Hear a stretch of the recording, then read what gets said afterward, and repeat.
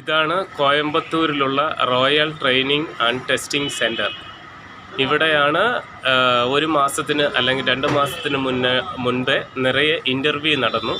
Interview നടന്നതിന് ശേഷം ഓരോ കാൻഡിഡേറ്റിൻ്റെ കയ്യിൽ നിന്നും 50,000 രൂപ, 60,000 രൂപ, 70,000 രൂപ വെച്ച് വാങ്ങിച്ചു.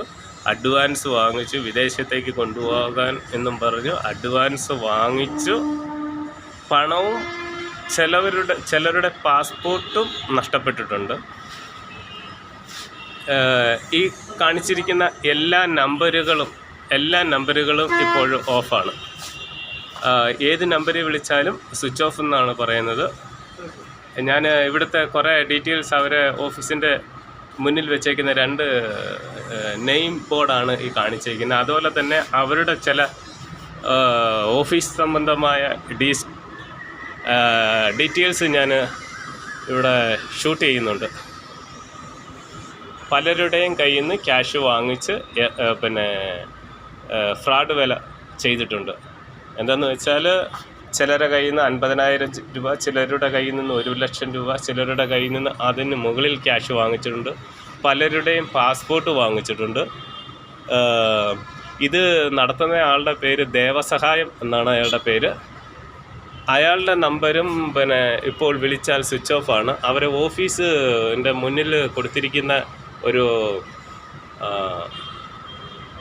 നോട്ടീസ് ബോർഡാണ്. Our office closed due to our MD's mother being hospitalised. He has to be with her. The office will be closed until further notice എന്നൊരു പേപ്പറിനകത്ത് ടൈപ്പ് ചെയ്ത് ഒട്ടിച്ചിട്ടുണ്ട്. തൊട്ടിപ്പുറത്ത് തന്നെ ഒരു 3 ദിവസത്തെ അവധിയുടെ ഒരു ഡീറ്റെയിൽസും കൊടുത്തിട്ടുണ്ട്. ഇതാണ് അവരുടെ സ്ഥാപനം. ഈ ബിൽഡിങ്ങിലാണ് പ്രവർത്തിച്ചിരുന്നത്. ഇതിൻ്റെ അകത്തെ ഇൻറ്റീരിയർ കാര്യങ്ങളാണ്. ഇതിനകത്ത് തന്നെ ഇവർ ഒരു ഫുൾ പ്ലാനിങ്ങോട് കൂടി തന്നെയാണ് ഇവർ ഇതെല്ലാം ചെയ്തിരിക്കുന്നത്. എന്താണെന്ന് വെച്ചാൽ ഇവിടുത്തെ എല്ലാ സാധനങ്ങളും ഇവർ ഇവിടുന്ന് മാറ്റിയിട്ടുണ്ട്. ഇത് മാറ്റിയിട്ടുണ്ട്. ഒരു സാധനവും ഇവിടെ ഇല്ല. മൊത്തത്തിൽ ഇവർ ഇവിടുന്ന് ഷിഫ്റ്റ് ചെയ്തേക്കുകയാണ്. മൊത്തത്തിൽ ഇവിടുന്ന് ഷിഫ്റ്റ് ചെയ്തേക്കുകയാണ്. ഇതുമായിട്ട് റിലേറ്റഡ് ആയിട്ടുള്ള ഒരു കാര്യങ്ങളുമില്ല. കണ്ടില്ലേ, അവരെ ഓഫീസിൻ്റെ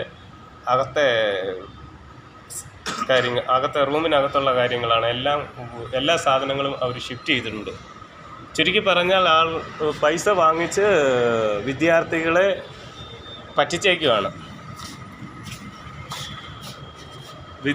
പറ്റിച്ചേക്കുകയാണ്. ഇത് നിയമത്തിൻ്റെ മുന്നിൽ കൊണ്ടുവരിക തന്നെ ചെയ്യണം. അതിനുവേണ്ടി ഇത് കാണുന്ന എല്ലാ